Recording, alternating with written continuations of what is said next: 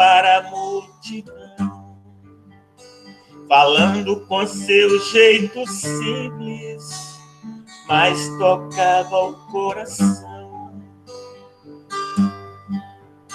Surgia a noite tão bonita e o céu azul todo estrelado, a multidão atenta ouvia aquele ser iluminado. A sua voz doce e singela fez o povo adormecer. Naquela noite tão bonita, curas fez acontecer. Naquela noite tão bonita, curas fez acontecer. Naquela noite tão bonita, brilhou uma grande luz. Do alto daquele monte, falava o Mestre Jesus. Do alto daquele monte, falava o Mestre Jesus. Surgia a noite tão bonita e o céu azul todo estrelado, a multidão atenta ouvia aquele ser iluminado.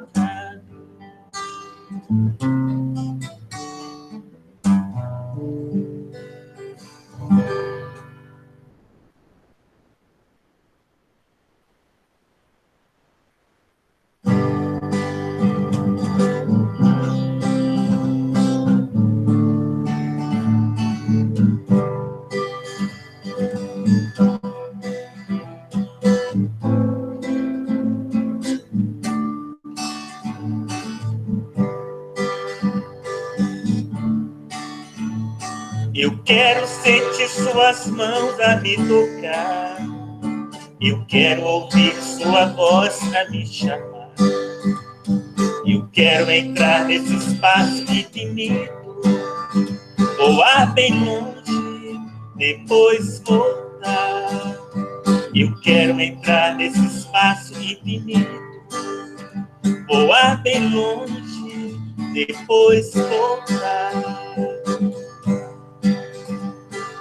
Ver a luz dos teus olhos em meu caminho, saber que por onde eu for não estou sozinho. Eu quero caminhar pelo mundo, plantando a semente de amor. Eu quero sentir sua presença por onde for. Eu quero caminhar pelo mundo, plantando a semente de amor. Eu quero sentir sua presença por onde for. Eu quero sentir suas mãos a me tocar. Eu quero ouvir sua voz a me chamar. Eu quero entrar nesse espaço infinito, voar bem longe, depois voltar. Eu quero entrar nesse espaço infinito, voar bem longe, depois voltar.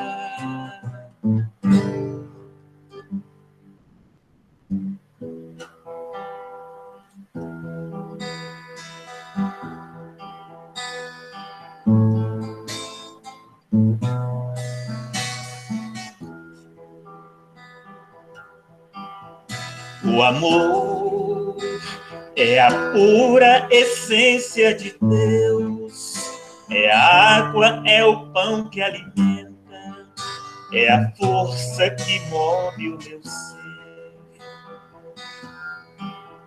O amor é a fonte que nasce no monte, é a chuva que cai sobre a terra, é o brilho do sol no horizonte.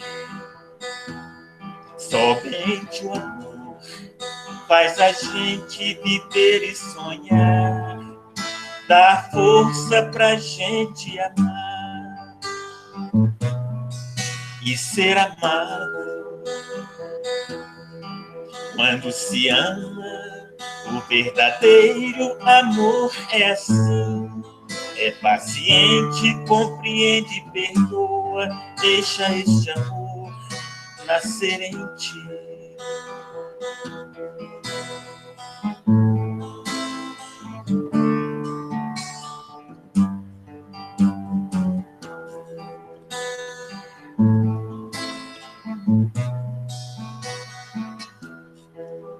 O amor é a pura essência de Deus, é a água, é o pão que alimenta, é a força que move o meu ser.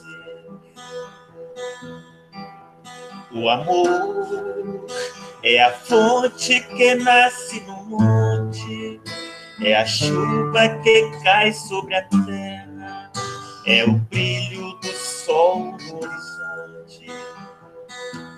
Somente o amor faz a gente viver e sonhar, dá força pra gente amar e ser amado. Quando se ama, o verdadeiro amor é assim, é paciente, compreende, perdoa, deixa este amor nascer em ti.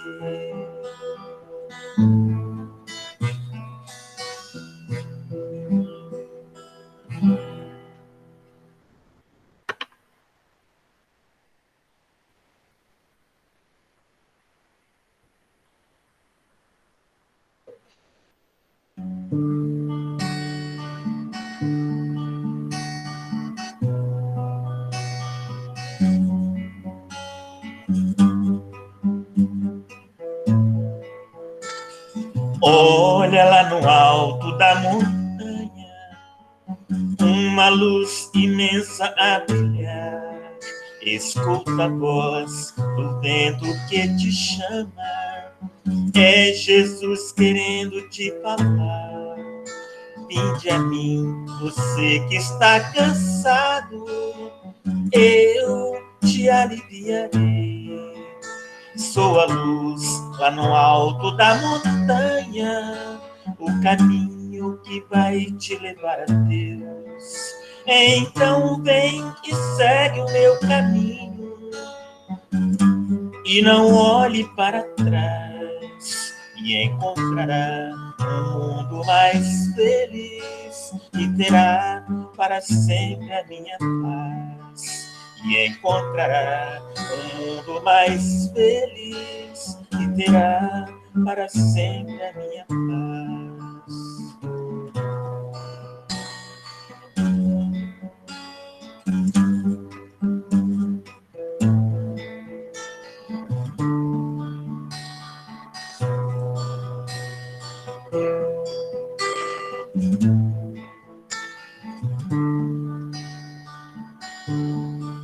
Vinde a mim,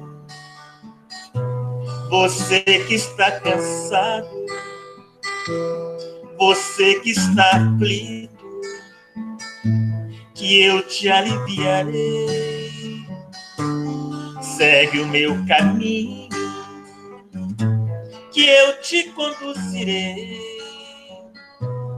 Eu te darei abrigo, nunca te deixarei. Se sentes tão sozinho, não desespere, ó meu irmão, eu estarei contigo. Tenha confiança, eu sou seu amigo.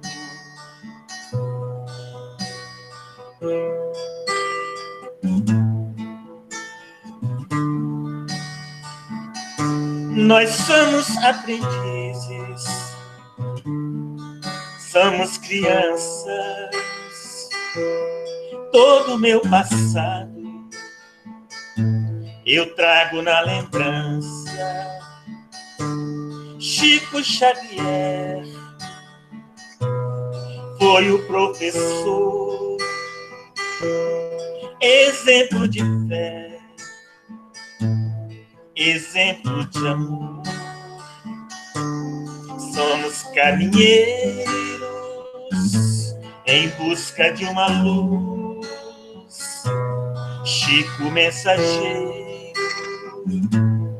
do Mestre Jesus, amor e caridade ele ensinou, exemplo de humildade ele deixou.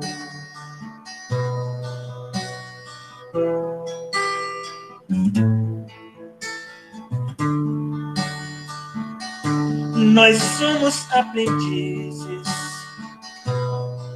somos crianças. Todo o meu passado eu trago na lembrança. Chico Xavier foi o professor, exemplo de fé, exemplo de amor. Somos caminheiros em busca de uma luz. Chico mensageiro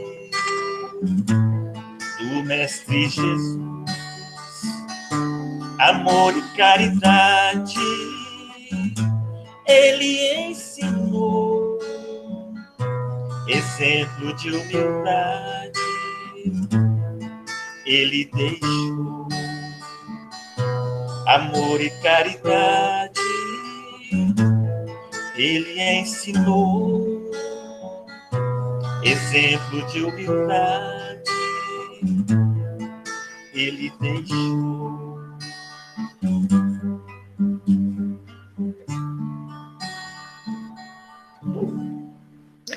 Gratidão, Toninho. Deus abençoe a todos. Bom trabalho para todos aí. E até domingo, se Deus quiser. Nossa gratidão. Beijo no seu coração. Paz e alegria para todos. E sejam todos bem-vindos. Mais um domingo lindo e banquete. Só nós, né? Sermos merecedores disso tudo.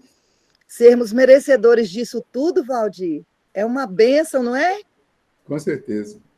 Nossa! Estou falando aqui que eu estou agradecendo o Toninho, mas eu estava sem som. Obrigado, Toninho. Estava sem som, beleza. Gratidão, um beijo no seu coração, hein?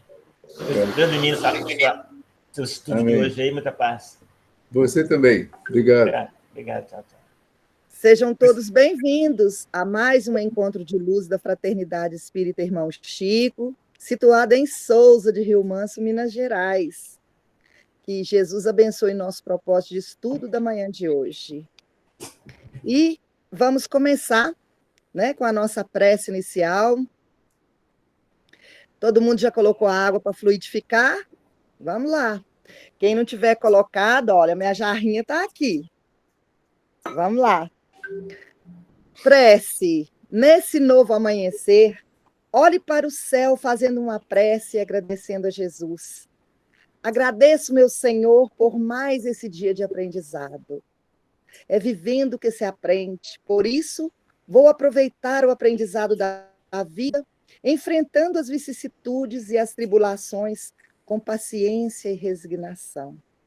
Deus de infinita bondade e misericórdia, abençoe neste momento a cada um de nós aqui conectados, com o propósito de aprender mais sobre o Evangelho de Jesus, à luz da querida doutrina dos Espíritos. Te rogamos, ó Pai, pelos nossos irmãos aqui inscritos nos cadernos de prece da fraternidade, pelos nossos irmãos que sofrem nos dois planos de vida, rogando, Senhor, por aqueles nossos irmãos que estão agora nos nossos pensamentos, no nosso coração.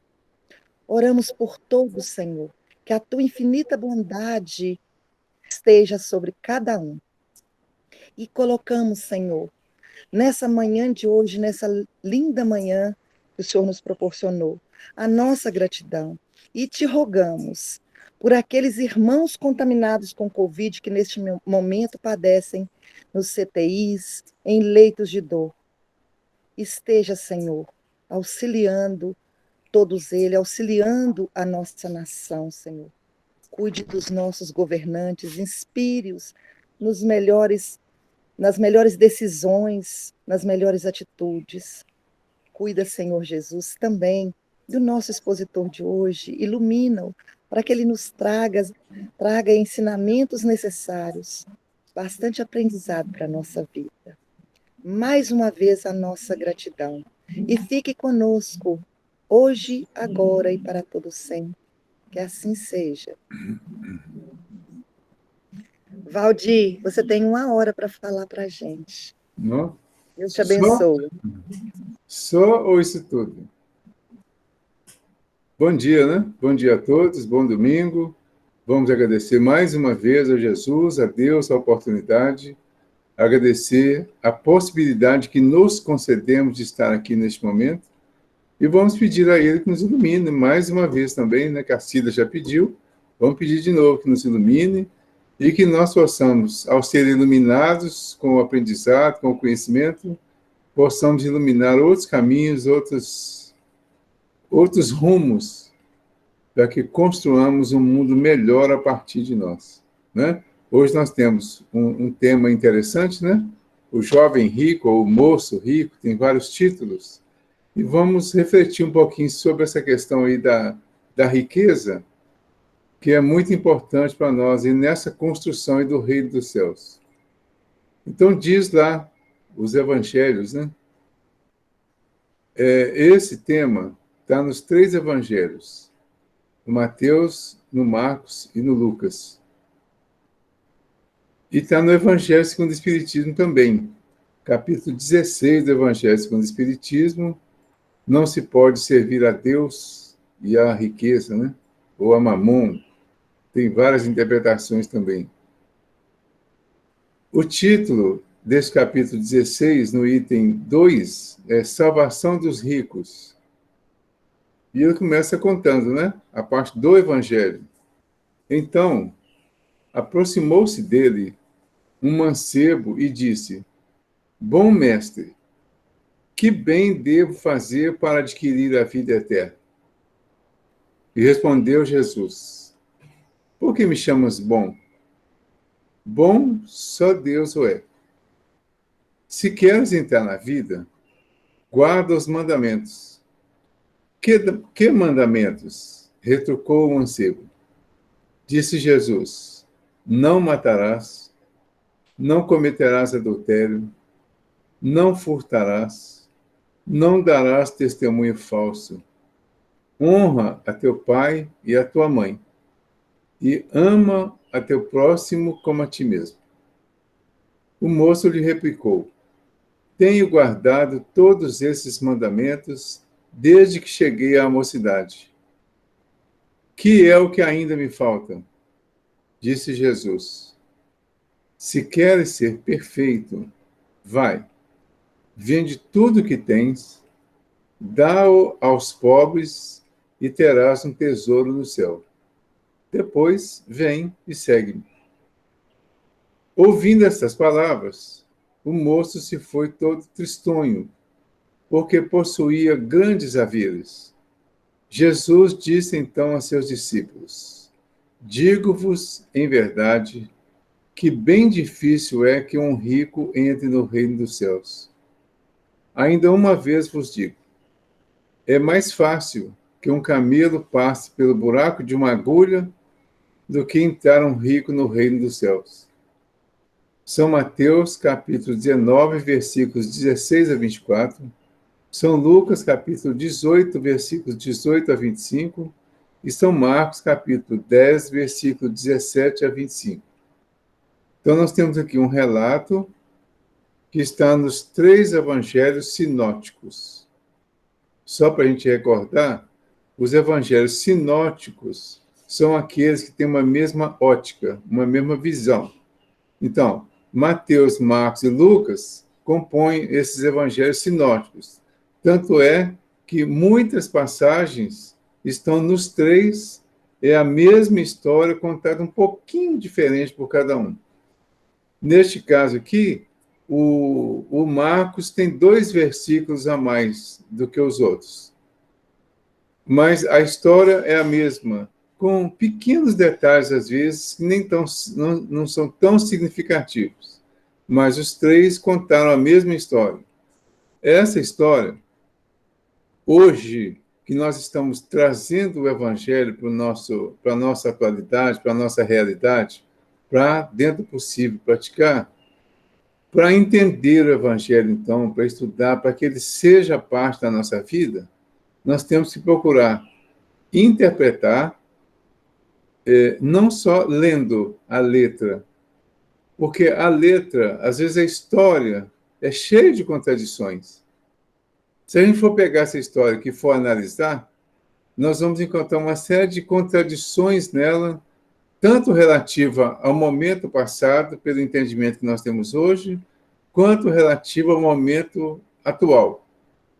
Então, quando achamos no Evangelho algum ensinamento que pareça contrário, e isso é quase que proposital, nós precisamos buscar o que é correto. Porque vejam o comentário que vem aqui no Evangelho segundo o Espiritismo. Começa assim: se a riqueza houvesse de constituir obstáculo absoluto à salvação dos que a possuem, conforme se poderia inferir de certas palavras de Jesus, interpretadas segundo a letra e não segundo o Espírito, Deus que a concede teria posto nas mãos de alguns um instrumento de perdição sem apelação nenhuma, ideia que repugna à razão. Então, pela lógica que nós vemos hoje do ensinamento de Jesus e do comportamento de Jesus, se a riqueza caracterizasse uma perdição ou a impossibilidade para atingir a salvação, a evolução total, Deus teria colocado nas nossas mãos, ou na mão dos ricos, uma dificuldade eterna. Porque até então a concepção é de que quem não conseguisse numa existência não conseguiria mais. Porque uma das interpretações que durou muitos anos, séculos, foi a de que não existia reencarnação, não existia repetição. Então, por aí a gente vai vendo uma série de contradições, não é? Mas ele fala uma coisa aqui, o seguinte: se interpretada segundo a letra e não segundo o Espírito. O que é interpretar segundo a letra e segundo o Espírito? A letra é a parte física do Evangelho, é a letra mesmo, é o que está escrito. Então, os Evangelhos foram escritos em grego. Muito provavelmente foram falados em hebraico-aramaico. Foram depois traduzidos. Para o lado de cá, do Ocidente, foi traduzido para o latim, nas versões finais, até chegar nas nossas línguas. Para o lado de lá, foi traduzido para outras línguas, de acordo com as necessidades lá do Oriente, por exemplo. Né? Então, o que foi traduzido para cá é uma tradução do grego, que passou para o latim, que passou para o português, no nosso caso, para o inglês, para o francês, para o alemão. Né? Bom, essas traduções, ao longo da tradução, da revisão, da produção das novas versões bíblicas, da retirada de material das Bíblias, das versões para cada grupo, especialmente depois do protestantismo, essas traduções foram automaticamente acrescentando algumas alterações, algumas interpretações, algumas adaptações para que a tradução ficasse mais clara, talvez, mas, às vezes, a diferença de uma vírgula, de uma palavra, muda bastante o sentido da interpretação, ainda literal. Então, por isso, a leitura dos evangelhos traz uma série de dúvidas, de conflitos, e daí muita gente acha difícil ler sozinho o evangelho e trazer um entendimento, fazer uma interpretação. Então, eu sempre proponho que, mesmo com dificuldade, todos nós deveríamos ler o evangelho, sabendo, então, primeiro, o que eu estou lendo na Bíblia é sim, podemos dizer, é sim a palavra de Deus, como diz lá. Podemos dizer que a Bíblia é sagrada também. Só que ela é sagrada não pelo que está escrito, pelo ensinamento que vem quando nós saímos da interpretação literal da letra e entramos na interpretação espiritual, que é a interpretação que vem por trás da letra. Então, neste caso, cada um que lê o Evangelho precisa ler procurando entender o que tem por trás da letra para que tenha esse entendimento espiritual. Espiritual não é necessariamente que vem de espírito. Espiritual é o que é invisível também. Então, o que está invisível aqui? A essência, o ensinamento profundo. Então, esse ensinamento profundo, que está invisível, ele também é espiritual. É esse que nós precisamos buscar no entendimento. Cada um de nós tem condição de entender isso com a sua posição espiritual. Eu preciso ter uma cultura elevada? Não. Jesus até falou, felizes, não, os simples e ignorantes que puderam receber essas coisas que ele ensinou, porque tinham humildade e simplicidade para entrar na essência que os outros, que eram orgulhosos, não tinham. Então, não precisa ter cultura muito elevada. Precisa ter sentimento profundo. Precisa ter vontade profunda de buscar o conhecimento do Evangelho lá na sua essência, com abertura. O Pastorino fala que para interpretar o Evangelho, as Escrituras, que a gente precisa ter a mente livre e não subordinada a dogmas.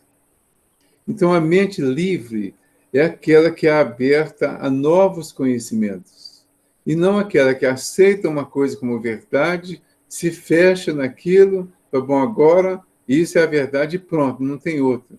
Não existe isso. Nós estamos numa parte do universo onde o conhecimento ainda está muito limitado nesse sentido. Então, precisamos buscar o conhecimento sempre, e sempre encontraremos novidades.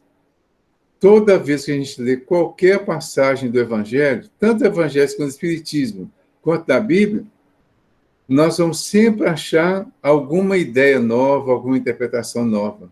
Então, é importante que cada um faça. A gente faz aqui, convida, para que todos participem. O que nós fazemos é dar alguma ideia do que nós entendemos. Mas nós, os expositores, não temos verdade absoluta também. Nós estamos aprendendo como todos. Todos podem aprender, todos podem passar o que estão aprendendo, conhecendo. Não existe certo nem errado. A não ser que a gente vá lá para o absurdo.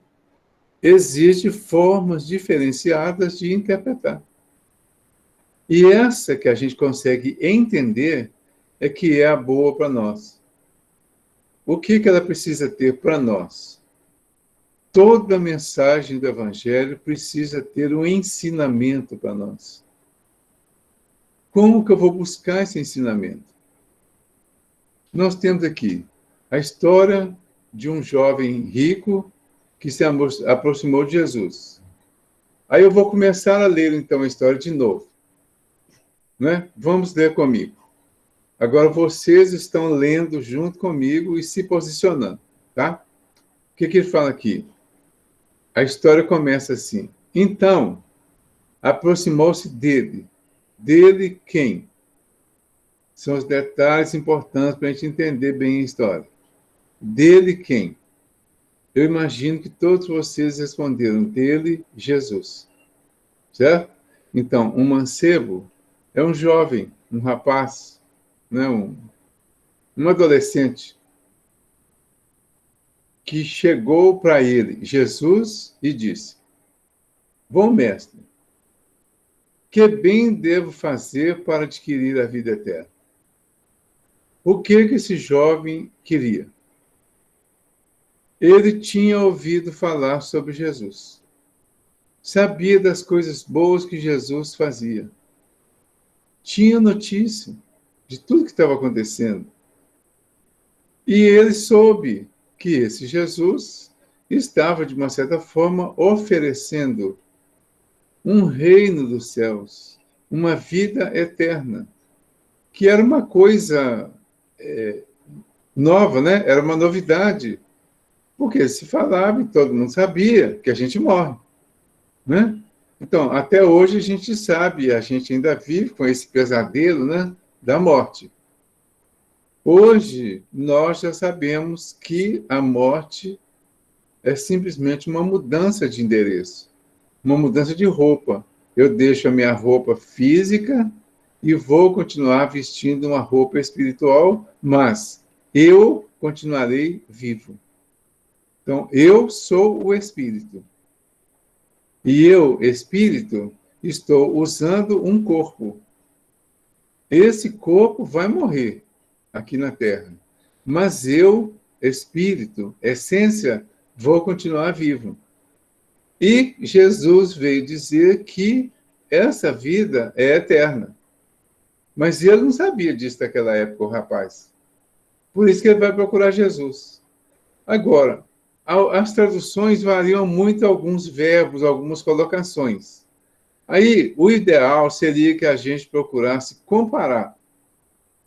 Uns vão falar em traduzir, em adquirir a vida eterna. Esse aqui, por exemplo, vai falar aqui, eis que é vindo a ele, alguém diz, mestre, que de bom farei para que conquiste a vida eterna? Então já mudou, certo? A tradução do Pastorino fala conquistar. Nessa tradução do Mateus, fala adquirir. Aí a gente vai ficar, quem está certo? Não importa. São colocações literais, é letra. O que vai prevalecer? O entendimento dentro do contexto todo, da história toda. E isso, enquanto isso, nós estamos nos localizando na história. Aí a gente pode perguntar assim, quem é hoje esse mancebo, esse jovem rico que foi conversar com Jesus? Quem ele representa hoje? Então, hoje, esse jovem, na primeira resposta, a gente poderia dizer assim, ele representa todos os jovens ricos, ou todos os ricos. Seria uma primeira resposta. Mas, na verdade, ele representa todos nós que nos aproximamos de Jesus hoje, querendo saber sobre essa vida eterna. Todos nós hoje estamos interessados na eternidade da vida, na imortalidade. Então, todos que nos aproximamos de Jesus com esse pensamento, representamos esse jovem. Aí ele chega e cumprimenta Jesus e fala, bom mestre. Na resposta, Jesus respondeu para ele, né? Por que me chamas bom? Aí a gente vai pensar assim, por quê? Por que ele chamou Jesus de bom?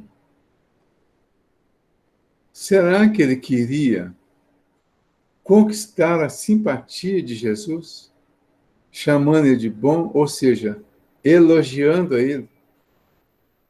Será que Jesus se transformaria e ficaria realmente mais meu amigo só de eu dizer que ele é bom? Será que Jesus, ao ouvir isso, ficou ofendido? Não, Jesus não se ofenderia, né? Mas Jesus, ao ouvir o que ele falou, foi lá na intimidade dele e percebeu que esse foi um elogio, que ainda é muito comum hoje, quando nós estamos interessados em conseguir alguma coisa de alguém, a gente chega elogiando. Tipo a expressão vulgar, né? O puxa-saco, né? Você chega elogiando, às vezes até exagerando, uma situação que você sabe que a pessoa vai gostar. E aí você já, supostamente, angaria a simpatia da pessoa. Então, o que parece é que Jesus percebeu que, ao chamá-lo de bom, esse rapaz estava só falando por falar, mas que queria, na verdade, era conquistar a simpatia, para que ele pudesse adquirir a vida eterna. Jesus, sabendo disso, percebendo, diz: por que me chamas bom? Bom, só Deus o é. Então, Jesus, ao mesmo tempo, diz a ele, diz para nós, que ele não é Deus, que ele é só Jesus, o Cristo. Que Deus é que é bom e que Deus está muito acima dele. Então, ele tirou duas situações ao mesmo tempo, né?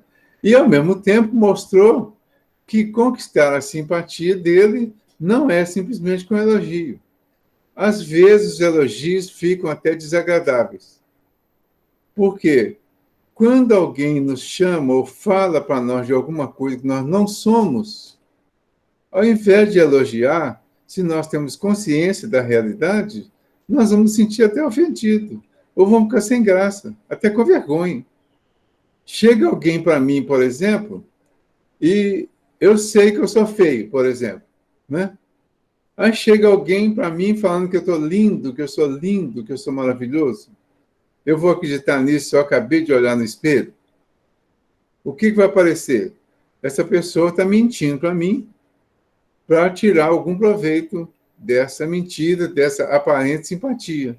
Então, isso pode piorar a situação, de eu entender isso também. Tá? Então, qual que é a primeira lição aqui?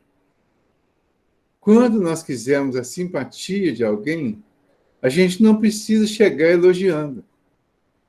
E quando alguém chegar elogiando, principalmente exagerar em alguma coisa, nós devemos desconfiar. Porque pode ser que a pessoa tenha algum interesse e o elogio vai mexer na nossa vaidade e isso pode atrapalhar o nosso desenvolvimento, né? Então ele diz: bom só Deus o é. Aí responde: se queres entrar na vida, guarda os mandamentos.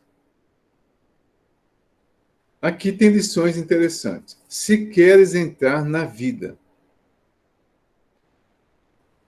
A vida é o seguinte: quem está vivo do ponto de vista divino, cristão, espiritual, é aquele que vive a vida espiritual. É aquele que está atento ao seu crescimento, à sua vida espiritual. Quem não está atento a isso é o considerado morto. Morto para a vida espiritual. Ele está vivo fisicamente, vivendo fisicamente, materialmente. Mas espiritualmente ele está morto. Então Jesus diz a ele, não falou de vida eterna, falou de vida. Se queres entrar na vida, guarda os mandamentos. Então, Jesus estava dizendo a ele, a nós, que para entrar na vida é preciso começar guardando os mandamentos. Aí ele pergunta: que mandamentos? Retrucou o mancebo. Quer dizer, dá a entender que ele não sabia quais eram os mandamentos. Aí tem um ponto importante. Jesus responde: quais eram os mandamentos naquela época da lei lá do Moisés, lá do Antigo Testamento, que era a lei vigente até então? Era: não matarás, não cometerás adultério, não furtarás, não darás testemunho falso, honra teu pai e a tua mãe e ama a teu próximo como a ti mesmo. Então Jesus lembrou a ele quais são os principais mandamentos para o comportamento nosso do dia a dia, para entrarmos na vida da conquista do lado espiritual. Então, para eu conquistar o lado espiritual, eu preciso começar a observar o cumprimento dos mandamentos da lei de Deus, que são esses até aquele momento, né? O moço lhe replicou: tenho guardado todos esses mandamentos desde que cheguei à mocidade. Que é o que ainda me falta? Pergunto a vocês. Será que ele guardava mesmo esses mandamentos? Porque se ele perguntou quais, é sinal de que ele não sabia. Como que eu guardo mandamentos que eu não sei quais são? Entenderam? Então, esses são os pontos interessantes e delicados. Como que eu chego para Jesus, pergunto para ele o que eu tenho que fazer, e quando ele fala o que eu tenho que fazer, eu faço o que já faço. Se eu não sabia antes. Pelo menos deixa aí uma interrogação. Certo? Porque quem está fazendo já sabe o que fazer.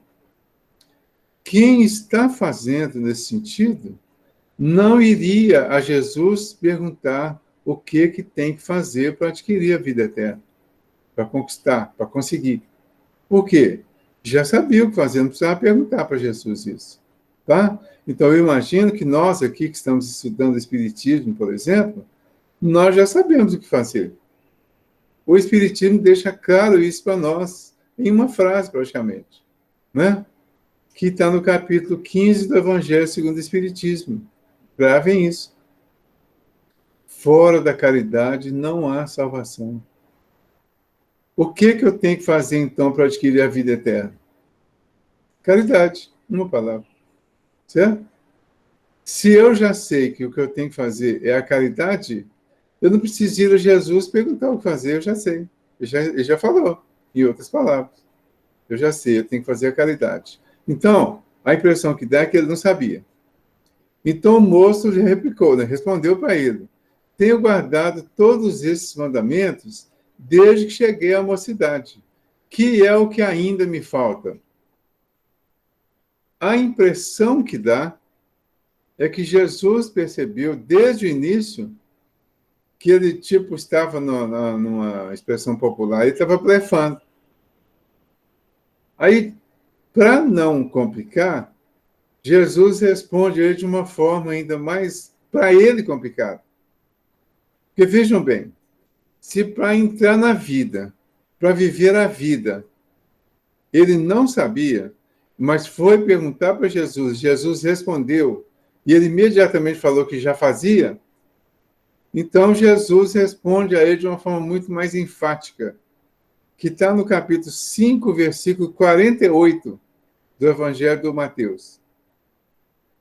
Sede perfeito, como perfeito é o Pai Celestial.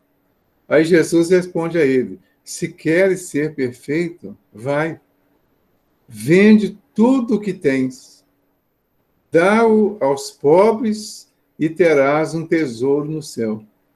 Depois vem e segue-me.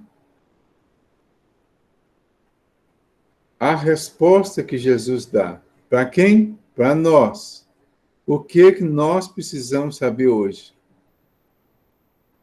Nós precisamos saber que para atingir a perfeição, nós temos que, em outras palavras, renunciar a tudo aquilo que nós achamos que temos aqui. Porque, na verdade, nós aqui não temos nada. Nós só temos aquilo que nós poderemos levar no dia que desencarnarmos. O que nós vamos levar depois de desencarnar? Nem o corpo físico, nem isso. Vão ficar as nossas roupas, as nossas joias, os nossos bens materiais todos, casa, carro, dinheiro na poupança, dinheiro na conta bancária, aquele dinheiro todinho que está espalhado, que está guardado em algum lugar, lá debaixo do travesseiro, às vezes, no colchão, né? Tudo isso vai ficar. Alguém vai pegar e vai usar do jeito que quiser. E nem isso nós vamos poder fazer nada. Porque até então a gente controla o gasto do próprio dinheiro, dos nossos próprios bens. Mas vai chegar um momento que nem isso nós vamos poder fazer. Nós vamos deixar tudo. Porque nada disso é nosso. É empréstimo que Deus fez a nós para que nós promovêssemos a nossa evolução espiritual de acordo com esses empréstimos que nos foram feitos. Então, eles são super importantes e úteis para a nossa evolução espiritual. Se a palavrinha-chave para atingir o reino dos céus lá, a vida eterna ou a perfeição, é caridade, esses bens que estão emprestados conosco deveriam ser utilizados nessa caridade que vai nos ajudar, principalmente, a crescer espiritualmente. E vai ajudar materialmente algumas pessoas que estão à nossa volta precisando de ajuda. Então, Jesus, repete e responde para nós. Se você quer ser perfeito, vai. Vende tudo o que tem. Dá aos pobres e terás um tesouro no céu. Aí sim, depois vem e segue-me. São propostas seríssimas, que principalmente para quem tem muitos bens. Porque quem tem muitos bens vai ter uma dificuldade muito grande para desapegar desses bens, para poder seguir Jesus. Porque Jesus, ele é a representação do Espírito que nós somos. Para nos encontrar como Espírito, como Cristo, Jesus é o Cristo, traz o Cristo para nós. O Cristo é a realidade espiritual que nós somos. Então, para encontrar esse Cristo de uma maneira perfeita, nós precisamos renunciar aos bens que temos, ou que achamos que temos, que está sob a nossa responsabilidade. Não significa não usar. Não estar com a posse, com a responsabilidade sobre esses bens. Mas significa renunciar a esses bens. Isso inclui os valores materiais, os valores pessoais. Isso inclui pessoas, inclui relacionamentos, inclui coisas. Todas essas coisas que eu já citei estão inseridas aí neste contexto todo. Então, inclui tudo isso. E nós teríamos que renunciar. Mas o que é renunciar? Não é simplesmente deixar para lá. É utilizar, tendo a certeza o tempo todo de que nada disso é nosso. Os nossos filhos não são nossos, os nossos pais não são nossos, as pessoas com quem nos relacionamos não são nossas, nós não temos marido, não temos mulher, não temos filho, não temos pai, nem mãe, nem irmão. Nós somos irmãos, pais, filhos, parentes, amigos uns dos outros, mas não há, de fato, propriedade. Uma das coisas que nos faz sofrer muito, e inclusive essa dificuldade, esse medo de deixar a vida física, é o apego que ainda temos a muito dessa vida física. É o não ter renunciado ainda a tudo isso que nós achamos que é nosso.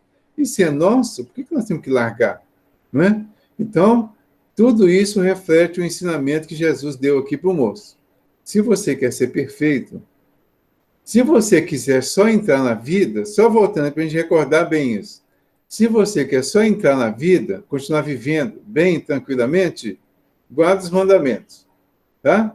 Então, eu vou guardar os mandamentos e vou viver tranquilamente. Agora, se você quer ser perfeito, aí sim, você vai ter que acrescentar a tudo isso aí a renúncia a tudo que você acha que tem, a tudo que está com você por empréstimo para você conseguir sobreviver, espiritualmente falando, para atingir essa perfeição. Então, se quer ser perfeito, vai, vende tudo que tens, dá aos pobres e terás um tesouro no céu. Depois vem e segue. Vamos abrir um parênteses aqui para a gente tentar entender essa interpretação aqui. Vejam bem, hoje nós temos, entre aspas, né, bens valiosíssimos, que são todas essas coisas que eu citei. quando tudo isso é utilizado para o nosso crescimento espiritual. Todos esses recursos são para isso. Nós temos um recurso assim excepcionalmente maior e melhor e mais importante do que todos os outros: o corpo. Nós temos um corpo, ou seja, estamos utilizando um corpo que é uma das maiores maravilhas da natureza. O corpo que nós usamos hoje, ele é o resultado de experiências que começaram lá no reino mineral, e a espiritualidade veio trabalhando parte a parte a evolução do princípio inteligente até chegar ao ponto dessa possibilidade de construir esse corpo que nós utilizamos hoje para que a nossa evolução se concretize de uma forma cada vez mais rápida e mais competente, vamos dizer assim. Então, o corpo é uma das grandes maravilhas que nós dizemos que temos aqui, e de uma certa forma temos mesmo para o nosso progresso, sabendo que mesmo tendo, um dia teremos que deixar. Essa é a grande maravilha. Essa é a grande riqueza. Então, nós somos o jovem rico que tem uma riqueza imperceptível. Esse simbolismo vai para esse lado. Quando eu digo todos nós somos esse jovem rico, é porque todos nós temos as principais riquezas naturais. E a mais importante delas é o corpo, porque é através dele que nós estamos vivendo e realizando o nosso progresso e crescimento aqui na Terra. Por outro lado, se nós temos uma riqueza de recursos para o crescimento, para buscar a perfeição, por outro lado, nós temos uma pobreza de comportamento e de posses no sentido de buscar a realidade espiritual. Então, o pobre de espírito é aquele que concluiu que ele espiritualmente não tem nada, porque ele não tem nem conhecimento da sua realidade espiritual. Está totalmente apegado à riqueza material, incluindo a riqueza do corpo.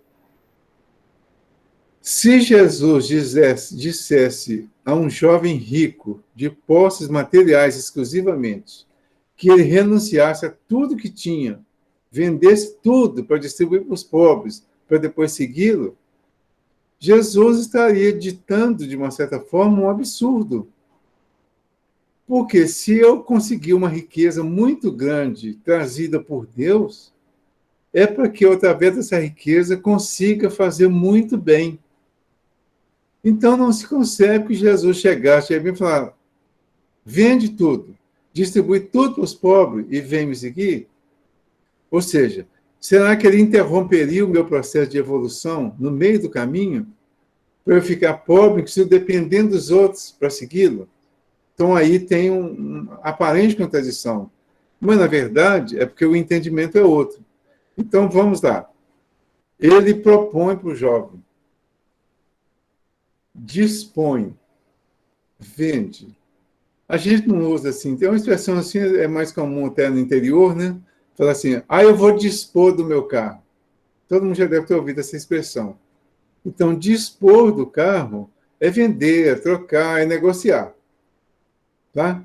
Então, a gente poderia entender assim: Jesus falando para ele: dispõe de tudo que você tem. Vende, dispõe de tudo que você tem, de todas as suas riquezas materiais, mas que tem simbolicamente. Tá? Utiliza todas essas riquezas materiais que você tem. Dispõe delas. Aproveite-as. Distribui. Depois que você dispor dessa riqueza, de que você aprender a utilizar essa riqueza física, você vai utilizá-la para distribuir aos pobres, que representa a sua pobreza de espírito. Então, o que ele propõe? Que eu utilize as riquezas que eu tenho, que são o corpo, o carro, a casa, as pessoas, tudo que está à minha volta. Eu vou utilizar isso e vou oferecer tudo isso à pobreza da minha elevação espiritual, porque eu ainda sou pobre em espírito. E agora eu vou dispor disso, usar isso, para que isso, sendo distribuído de acordo com cada uma das características de todas as coisas que eu tenho, para que eu possa crescer com isso espiritualmente. Então, quando eu aprender a utilizar todos esses recursos na busca do meu crescimento espiritual, eu estarei cumprindo este mandamento que Jesus deu a esse jovem. Então, não é uma coisa geral, não é uma condenação à riqueza, não é uma condenação específica a esse jovem. Esse jovem nem tem nome, ele é um símbolo.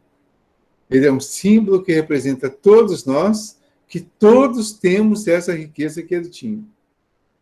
E que a grande maioria de nós ainda não utiliza devidamente essa riqueza. E ele propõe que nós utilizemos. Então, você é rico? Sou. Tem muito dinheiro? Não. Eu tenho um corpo. Eu tenho uma vida. Eu tenho amigos. Eu tenho pessoas com quem eu convivo. Eu tenho um trabalho. Eu tenho uma atividade. Eu tenho alguma coisa que faça com que a minha vida tenha sentido. Então, se eu tenho tudo isso, eu vou dispor de tudo isso, eu vou utilizar tudo isso, eu vou negociar tudo isso para que se transforme em motivo do meu crescimento espiritual, individual. E quando isso se transformar em motivo do meu crescimento espiritual, ele fala assim, e depois vem e segue-me. Então, quando nós conseguimos fazer essa transformação toda, nós vamos fazer o quê? Seguir a Jesus. Como? Pegando os novos ensinamentos que ele trouxe e praticando esses novos ensinamentos. Porque até então, ele repetiu os ensinamentos antigos. Não matarás, não cometerás adultério, não furtarás, não darás testemunho falso, honra teu pai e a tua mãe. Isso é o normal. Isso é o que todo mundo tem que fazer. Ele pede para ser perfeito. Então, para ser perfeito, é preciso fazer isso e depois seguir a Jesus com as novas versões. Aí, na nova versão, que está lá a partir do versículo 17 do capítulo 5 do Mateus, que é quando ele inicia lá a parte da lei no Sermão da Montanha, ele fala, ouviste o que foi dito aos antigos, não matarás. Ou então, olho por olho, dente por dente, que dá na mesma, né? Aí ele muda o entendimento disso para um aperfeiçoamento. Ouviste o que foi dito aos antigos, amarás o teu próximo e odiarás o teu inimigo. Mas eu, porém, vos digo, amai os vossos inimigos. Então, amar o inimigo está muito acima de simplesmente não furtar, não matar, não roubar, não falar mentira. Então, é um grau a mais na busca da evolução e aí sim da perfeição. Quem vai seguir a Jesus vai aperfeiçoar o cumprimento da lei antiga, seguindo a nova versão que ele traz, que é muito mais apertada. Ele diz lá no versículo 17 ou 18, se não me engano, do Mateus, ele fala, se a vossa justiça não for maior e mais perfeita que a dos escribas e fariseus, de maneira alguma entrareis no reino dos céus. Então, a proposta que ele faz é muito além. A proposta é não ouviste o que foi dito, né? Olho por olho, dente por dente. Mas eu, porém, vos digo, não resistais ao mal. Se alguém te ferir numa face, oferece a outra. Se te obrigar a caminhar 1000 passos, caminha 2000. Caminhar 1000 passos é seguir a lei. É viver a vida normal seguindo a lei. É o 1000 passos. É a obrigação. Se você for obrigado. Mas ele fala para caminhar 2000. Então, seguir Jesus é extrapolar a lei. É ir além dos 1000. Até os 1000 é seguir a lei normalmente. É a justiça. É a obrigação. De 1000 para cima, 1001 para cima, começa a caridade que vai levar ao amor, que é a perfeição. De 1001 para cima, simbolicamente, né, gente? Então, como é que fica isso? Eu tenho a obrigação de seguir a lei. Isso é obrigatório. Tá? Todo mundo tem que seguir a lei. Tanto as leis divinas quanto as leis humanas, aqui a legislação humana. Tem que usar máscara. Máscara é lei atualmente. Usar máscara. Tem que evitar aglomeração. É lei. Tem que seguir a lei. Tem que lavar as mãos periodicamente com água e sabão ou usar álcool em gel quando tiver água e sabão no momento. Certo? Isso é lei. Tem que seguir a lei. Obrigação. Quem não faz isso não está nem seguindo a lei, nem entrou na vida. Está no seu conceito material, exclusivamente e egoístico. Mas depois ele fala de perfeição. Então, perfeição é quando eu consigo fazer algo mais, além de usar os recursos que me protegem, e de uma certa forma protegem aos outros, eu começo a levar proteção gratuita para aqueles que eu nem precisaria me preocupar normalmente. Aí eu começo a extrapolar, entrei na faixa da caridade. Então, quando eu entro na faixa da caridade, eu saí da exclusividade da justiça, da riqueza convencional, das coisas convencionais, do uso simplesmente para mim das coisas. Eu entrei na faixa da caridade porque agora eu comecei, além de utilizar as coisas para mim, eu começo a dividir com os outros. Então, além de usar máscara, de lavar as mãos e de evitar aglomeração, eu faço um esforço para oferecer alguma coisa a alguém, porque eu, pensando no ser humano hoje, que é meu irmão, eu descobri que esse ser humano, meu irmão, pode estar em dificuldade muito grande, porque eu sei que muita gente perdeu o emprego, muita gente perdeu os recursos, muita gente que sustentava famílias morreu com a pandemia. Então, tem muita gente passando dificuldade.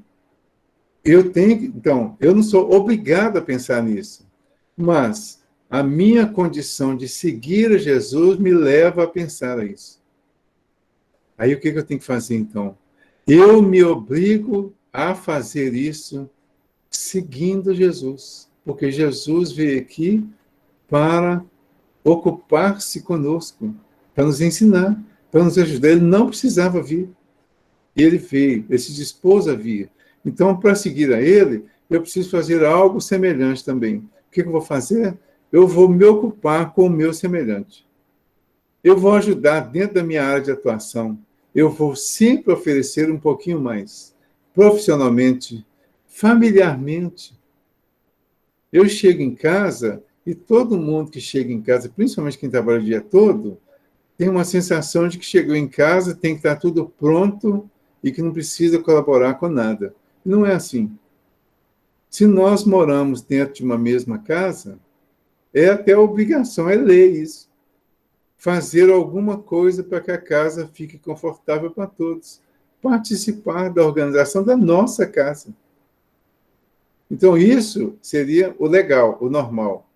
Mas se eu quiser ir um pouquinho além, eu posso fazer algo além dessa obrigação normal. E aí eu estaria entrando na faixa da caridade. Atender alguém, ajudar alguém, me oferecer para ajudar especificamente ou pessoalmente. Então, tudo isso está dentro dessa faixa de 1001 a 2000. Entrei na faixa da caridade. É a caridade que nos leva a seguir Jesus. Seguir Jesus está nessa faixa. Seguindo de 1001 até 2000, não ano, né, gente? Número, um número simbólico, nós estaremos construindo o amor através dessa atitude diferenciada de seguir Jesus, fazendo o melhor que estiver ao nosso alcance pelo próximo. Esse é o grande objetivo. Só que o moço, como a maioria de nós, interpretou tudo pelo lado físico. O que aconteceu? Ouvindo essas palavras, o moço se foi todo tristonho, porque possuía grandes haveres físicos. Ele só entendeu que era para dispor das coisas realmente e distribuir para os pobres também físicos. Ele não entendeu que ele tinha que usar os recursos que ele tinha para a sua pobreza espiritual, que certamente teria também a parte de ajudar os mais necessitados. Não de dar tudo, mas de ajudar. Jesus disse então aos seus discípulos: digo-vos em verdade, e aqui está a oportunidade que Jesus aproveitou neste momento para dar uma lição. Digo-vos em verdade que bem difícil é que um rico entre no reino dos céus. Qual o rico que terá dificuldade para entrar no reino dos céus? Não é o rico que tem muitas coisas sob sua responsabilidade, mas que tem consciência do que ele precisa fazer com isso. É aquele, o rico, nesse sentido aqui, é aquele que acredita que tudo que está com ele é dele. Então, ele é dono das pessoas, é dono das coisas, ele é dono de tudo. Então, esse vive a vida material.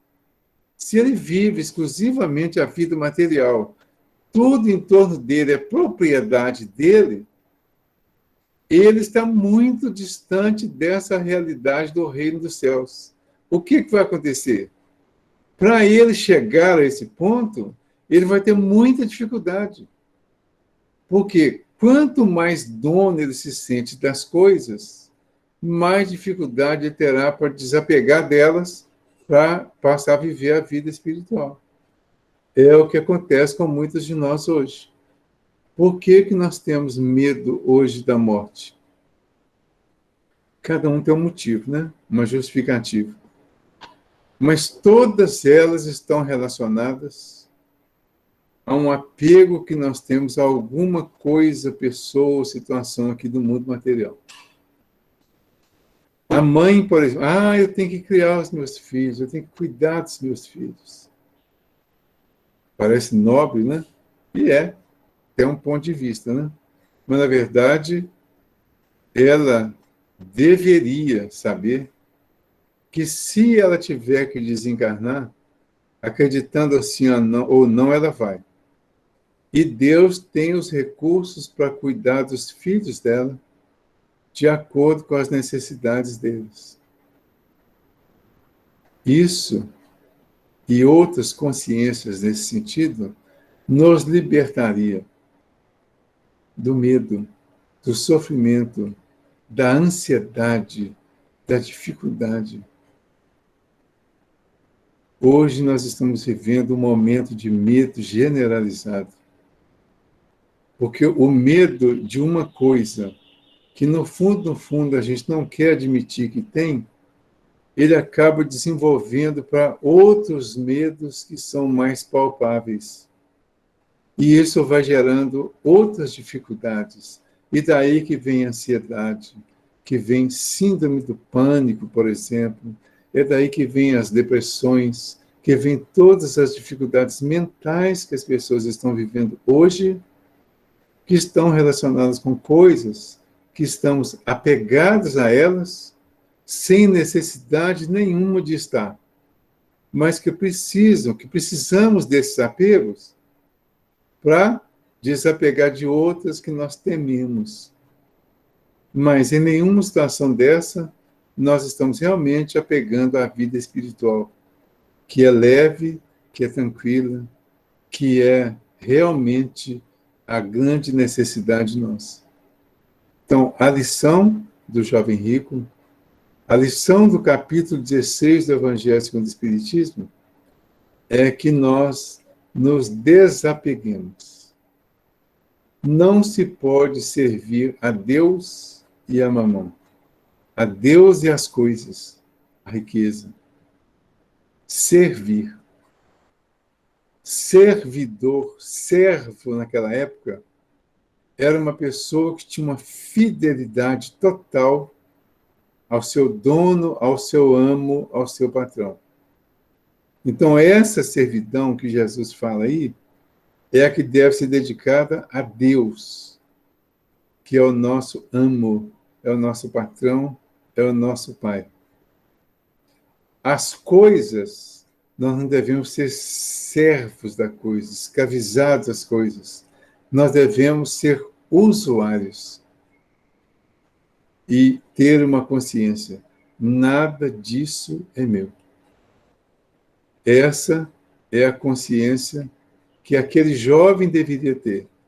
E o jovem, sendo nós hoje, é a lição que fica para nós do que nós precisamos fazer, entender.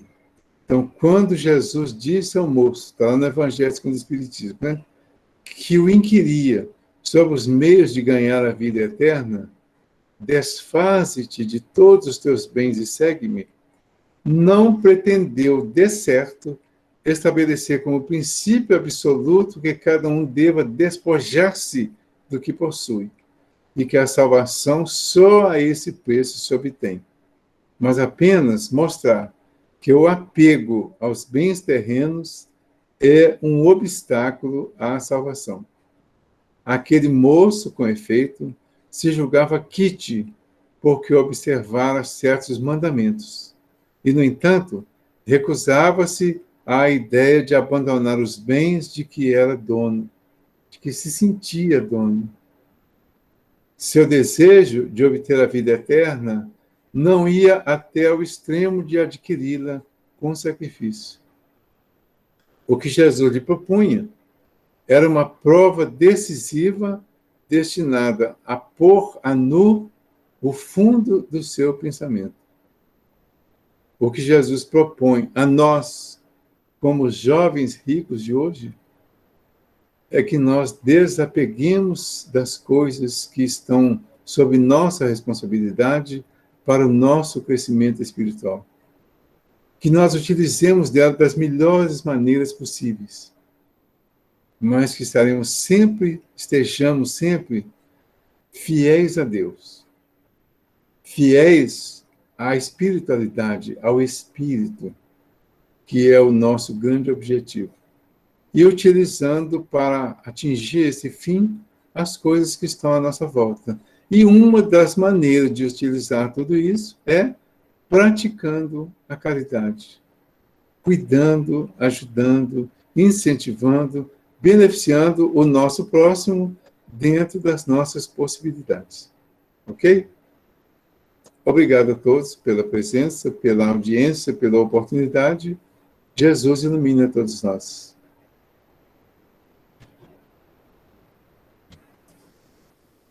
Obrigado, Cida. Vamos à prece final. Você pode fazer para nós? Já pode ir direto? Então, vamos elevar os nossos pensamentos a Deus, a Jesus, aos nossos amigos espirituais, a todos aqueles com quem estamos ligados neste momento na espiritualidade. Mas vamos pensar também em todos aqueles que estamos ligados aqui no mundo material. Há muito a pedir, mas vamos chegando a uma conclusão que há muito mais a agradecer. Então, vamos desenvolver o hábito de agradecer por tudo que está em nossas mãos, e mesmo sabendo que nada é nosso, que nada é propriedade nossa, vamos agradecer porque todos esses recursos nos ajudam para o nosso crescimento e aperfeiçoamento espiritual. Todos esses recursos nos ajudam a nos voltar para Deus, a nos religar com Deus e fazer a nossa caminhada de aperfeiçoamento para o reino dos céus.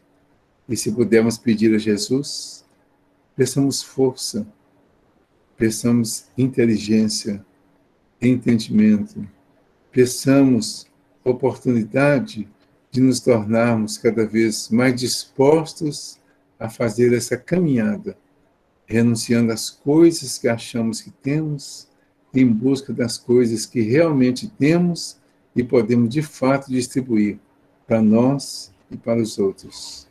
Obrigado, Senhor, pela oportunidade desta manhã.